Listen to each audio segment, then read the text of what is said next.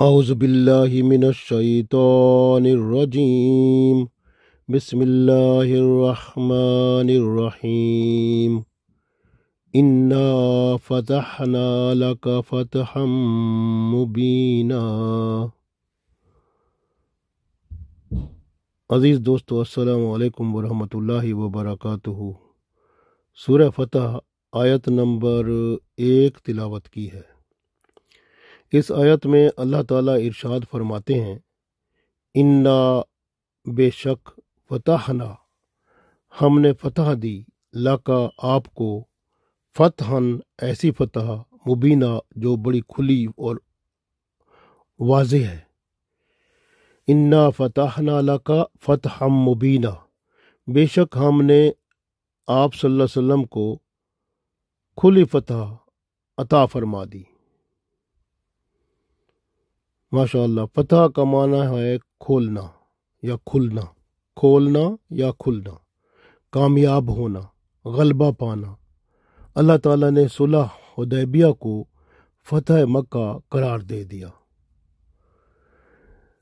جنگ احزاب کے بعد قریش یہ مان چکے تھے کہ وہ اب مسلمانوں پر غالب نہیں آ سکتے، لیکن بیت اللہ پر اب بھی انہی کا قبضہ تھا۔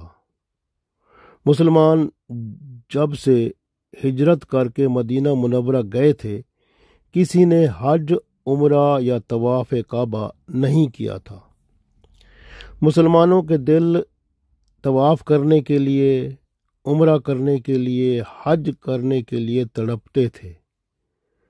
ایک دن رسول اللہ صلی اللہ علیہ وسلم نے خواب دیکھا کہ آپ صلی اللہ علیہ وسلم بہت سارے مسلمانوں کے ساتھ بیت اللہ کا طواف کر رہے ہیں۔ نبی پاک صلی اللہ علیہ وآلہ وسلم کا خواب وحی الہی ہوتا ہے۔ آپ صلی اللہ علیہ وسلم نے اعلان فرما دیا تو 1400 صحابہ رضوان اللہ علیہم اجمعین آپ صلی اللہ علیہ وسلم کے ساتھ جانے پر تیار ہو گئے۔ اہل مکہ کو معلوم ہو گیا کہ وہ مسلمانوں کے مکہ میں آنے کو اپنی توہین سمجھتے تھے۔ ان کی انتہائی کوشش تھی کہ مسلمانوں کو روکا جائے، مگر یہ ذیقعد کا مہینہ بھی تو تھا۔ ذیقعد کا مہینہ یعنی وہ مہینہ جو امن کا مہینہ ہے، 4 مہینے امن کے ہوتے ہیں، تو اس میں سے یہ بھی امن کا مہینہ تھا، جس میں اہل عرب کے دستور کے مطابق لڑائی منع تھی۔ پھر بھی مکہ والے مسلمانوں کا مکہ میں داخلہ روکنے کے لیے لڑائی پر آمادہ ہو گئے، اور انہوں نے خالد بن ولید کو ایک فوجی دستے کے ساتھ روانہ کر دیا۔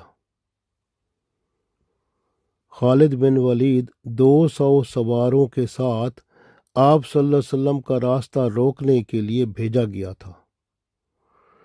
جب آپ صلی اللہ علیہ وسلم راستے میں چل پڑے، اسفان سے آپ صلی اللہ علیہ وسلم نے راستہ بدل لیا اور حدیبیہ پہنچ گئے، ورنہ جنگ ممکن تھی۔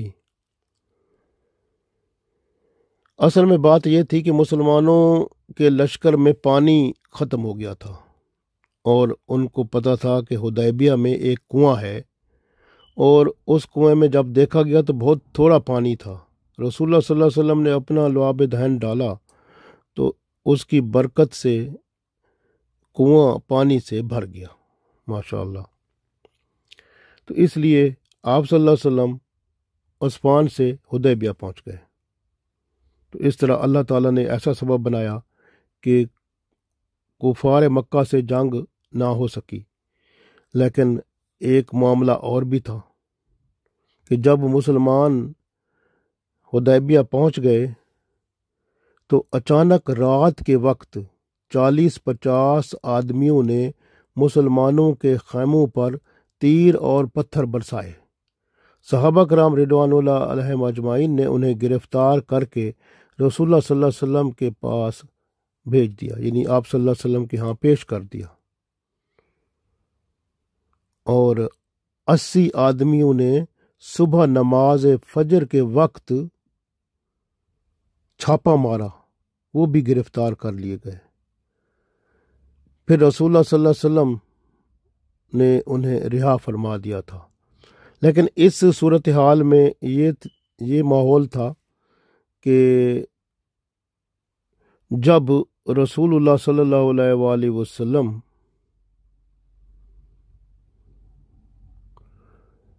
کو یہ سب معلوم ہوا تو آپ صلی اللہ علیہ وسلم مکہ کی طرف، جب میں نے عرض کیا کہ رسول اللہ صلی اللہ علیہ وسلم کو معلوم ہوا کہ یہ لوگ لڑنے کے لیے تیار ہیں، تو آپ صلی اللہ علیہ وسلم مکہ کے پاس جانے والا، اس کی طرف جانے والا جو راستہ تھا اس سے ہٹ کر اسوان سے حدیبیہ کی طرف مڑ گئے تھے۔ قریش مکہ کو سمجھایا گیا کہ ہم لڑنے نہیں آ رہے، ہم تو امن پسند ہیں، صرف عمرہ کرنے کے لیے آ رہے ہیں۔ قریش کے لوگوں کو قربانی کے جانور بھی دکھائے گئے، مگر وہ نہ مانے اور مسلمانوں کو واپس جانے کا کہا۔ معاملے کو سلجھانے کے لیے رسول اللہ صلی اللہ علیہ وسلم نے حضرت عثمان رضی اللہ تعالیٰ عنہ کو مکہ معظمہ بھیجا، کیونکہ حضرت عثمان رضی اللہ تعالیٰ عنہ کا مکہ والے بے حد احترام کرتے تھے۔ حضرت عثمان رضی اللہ تعالیٰ عنہ واپس نہ آئے اور یہ خبر پھیلا دی گئی کہ وہ شہید کر دیے گئے ہیں۔ چنانچہ قصاص عثمان کے لیے آپ صلی اللہ علیہ وسلم نے ایک کیکر کے درخت کے نیچے سب صحابہ کرام رضوان اللہ علیہم اجمعین سے خون عثمان پر بیعت لی، جو بیعت رضوان کے نام سے مشہور ہے۔ اب یہ صورتحال جب تھی اور ادھر جب صحابہ کرام موجود تھے حدیبیہ میں، اور جب ان کفار مکہ کے 40-50 آدمیوں نے خیموں پر تیر اور پتھر برسائے، گرفتار کر لیے گئے، اور 80 آدمیوں نے صبح چھاپا مارا تو وہ بھی گرفتار کر لیے گئے۔ تو اس وقت یہ گرفتاری کی خبر جب مکہ میں قریش مکہ کو ملی تو انہوں نے حضرت عثمان رضی اللہ تعالیٰ عنہ کو واپس آنے سے روک دیا۔ اب ان کا روکنا جو تھا، ادھر معلوم یہ ہوا کہ لوگوں کو بتایا گیا کہ وہ تو استغفر اللہ نعوذ باللہ شہید ہو گئے ہیں۔ اصل میں وہ اس لیے روکا گیا تھا کہ انہوں نے کہا ہم ان کو نہیں جانے دیتے گرفتار، کیونکہ ہمارے لوگوں کو کر دیا گیا ہے تو یہ بھی ادھر ہی رہیں۔ تو اس لیے حضرت عثمان رضی اللہ تعالیٰ عنہ اور ان کے ساتھ 10 ساتھی تھے، ان کو روک لیا گیا تھا۔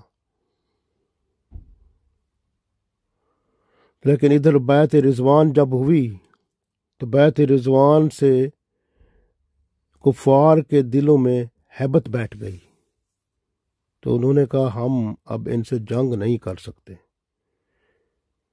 یہ بیعت حضرت عثمان رضی اللہ تعالیٰ عنہ کی غیر موجودگی میں ہوئی۔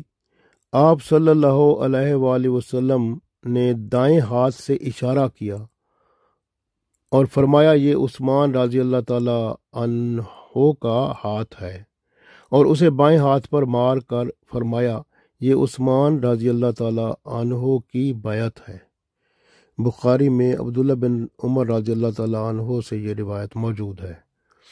بعد میں معلوم ہوا کہ حضرت عثمان رضی اللہ تعالیٰ عنہ کی شہادت کی خبر غلط تھی۔ تو حدیبیہ میں آپ صلی اللہ علیہ وسلم کا قیام تھا، تقریباً یہ قیام حدیبیہ میں 19 یا 20 دن جاری رہا۔ کفار مکہ نے حضرت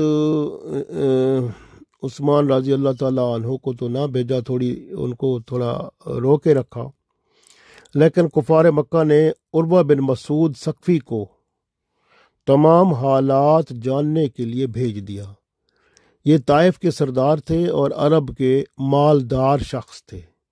انہوں نے آ کر دیکھا کہ رسول اللہ صلی اللہ علیہ وآلہ وسلم ہاتھ مبارک جب دھوتے ہیں تو صحابہ کرام رضوان اللہ علیہم اجمعین پانی کو نیچے نہیں گرنے دیتے، اپنے بدن پر مل لیتے ہیں، لعاب دہن کرتے ہیں تو اسے بھی حاصل کرنے کے لیے دوڑتے ہیں اور اسے اپنے جسم اور چہرے پر مل لیتے ہیں۔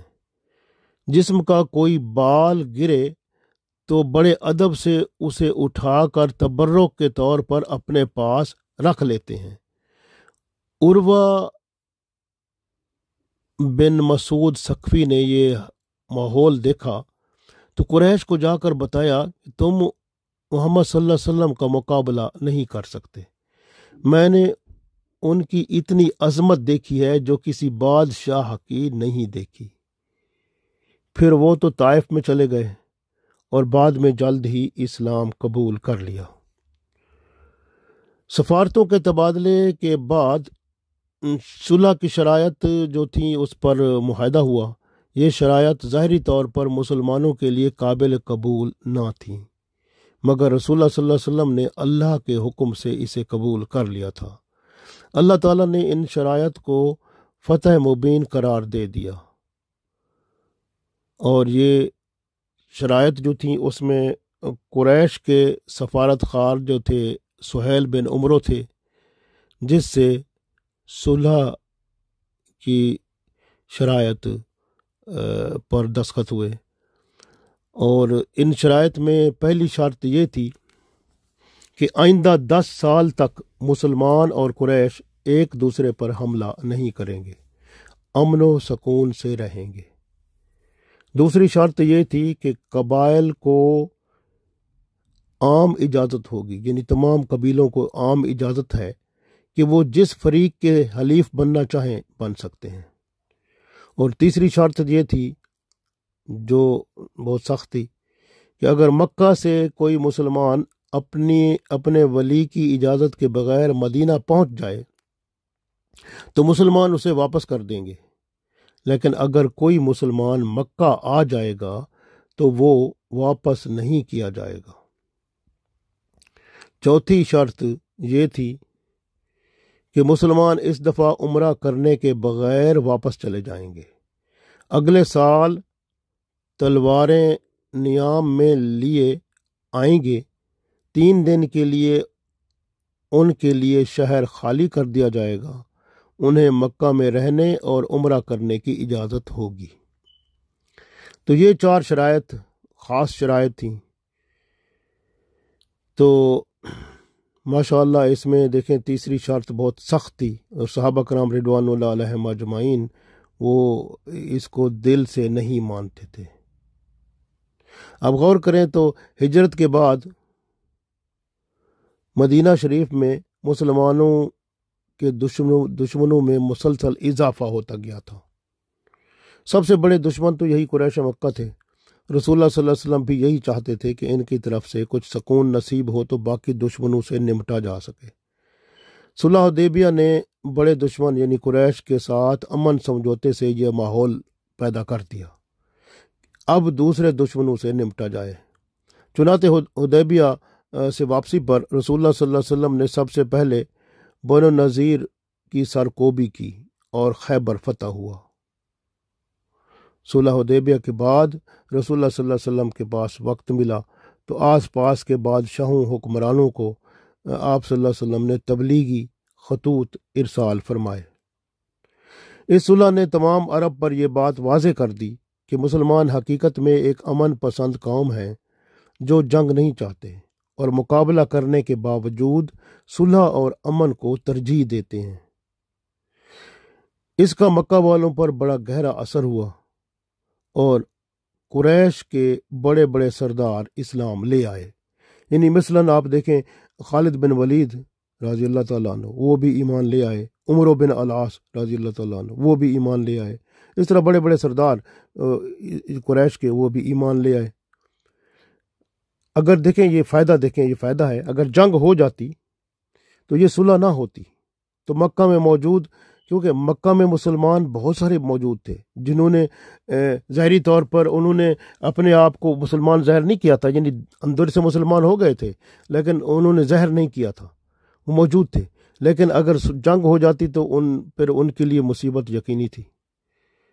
تو یہ صلح نہ ہوتی تو مکہ میں موجود مسلمانوں کی تباہی یقینی تھی۔ مسلمانوں کو یہ خیال تک نہ آیا، یعنی ان مسلمانوں کا جو مسلمان موجود ہیں مکہ میں، لیکن اللہ تعالیٰ نے قرآن پاک میں اسے اس عظیم صلح کا ثمر قرار دیا، کیونکہ اللہ تو سب جانتا ہے نا۔ صلح حدیبیہ کے معاہدہ کی تحریر کے بعد رسول اللہ صلی اللہ علیہ وسلم نے صحابہ کرام رضوان اللہ علیہم اجمعین کو اپنی اپنی قربانیاں ذبح کرنے کا حکم فرمایا۔ صحابہ کرام رضوان اللہ علیہم اجمعین کو اس صلح کا ایسا غم لاحق ہو گیا کہ کوئی بھی اپنی جگہ سے نہ اٹھ سکا۔ سب شاید اسی انتظار میں تھے کہ شاید کوئی اللہ کا حکم آ جائے گا، کوئی وحی نازل ہو جائے گی۔ تو اس حالت میں رسول اللہ صلی اللہ علیہ وسلم پریشان تھے۔ تو اس حالت میں حضرت ام سلمہ رضی اللہ تعالی عنہا نے، جو آپ صلی اللہ علیہ وسلم کے ساتھ تھیں، تو انہوں نے آپ صلی اللہ علیہ وسلم کو مشورہ دیا کہ آپ صلی اللہ علیہ وسلم اپنی قربانی خود کر دیں، پھر صحابہ کرام رضوان اللہ علیہم اجمعین بھی ذبح کرنا شروع کر دیں گے۔ چنانچہ آپ صلی اللہ علیہ وسلم نے اپنی قربانی ذبح کی، بال منڈائے، صحابہ کرام رضوان اللہ علیہم اجمعین نے پیروی کرنا شروع کر دی۔ انہوں نے بھی قربانی کی، بال منڈائے اور احرام کھول کر مدینہ واپس آ گئے، اور اگلے سال مسلمانوں نے قضاء عمرہ یہ جو تھا اس کو ادا کیا۔ تو آپ صلی اللہ علیہ وسلم نے حضرت عمر رضی اللہ تعالی عنہ کو بلا کر فرمایا، وہ تھوڑے ناراض تھے کہ بھئی رسول اللہ صلی اللہ علیہ وسلم نے صلح ان لوگوں سے کر لی، کیونکہ اس میں تیسری شرط جو تھی یہ بہت سخت تھی۔ تو رسول اللہ صلی اللہ علیہ وسلم نے حضرت عمر رضی اللہ تعالیٰ عنہ کو فرمایا، آج رات مجھ پر ایک صورت اتری ہے جو مجھے ان تمام چیزوں سے زیادہ پسند ہے جن تک سورج کی روشنی پہنچتی ہے۔ پھر آپ صلی اللہ علیہ وسلم نے یہ صورت پڑھی، انا فتحنا لک فتحا مبینا، بے شک ہم نے فتح دی، آپ صلی اللہ علیہ وسلم کو کھلی فتح عطا کر دی۔ تو یہ قریش تھے جو جنگ کے لیے تیار ہو گئے تھے، مگر بیت رضوان کو دیکھ کر ڈر گئے اور صلح پر آمادہ ہو گئے، اور اللہ نے اس صلح کو کھلی فتح کا نام دے دیا۔ تو مسلمانوں کے لیے اللہ تعالیٰ نے اسے فتح عظیم، فتح مبین قرار دے دیا۔ الحمدللہ۔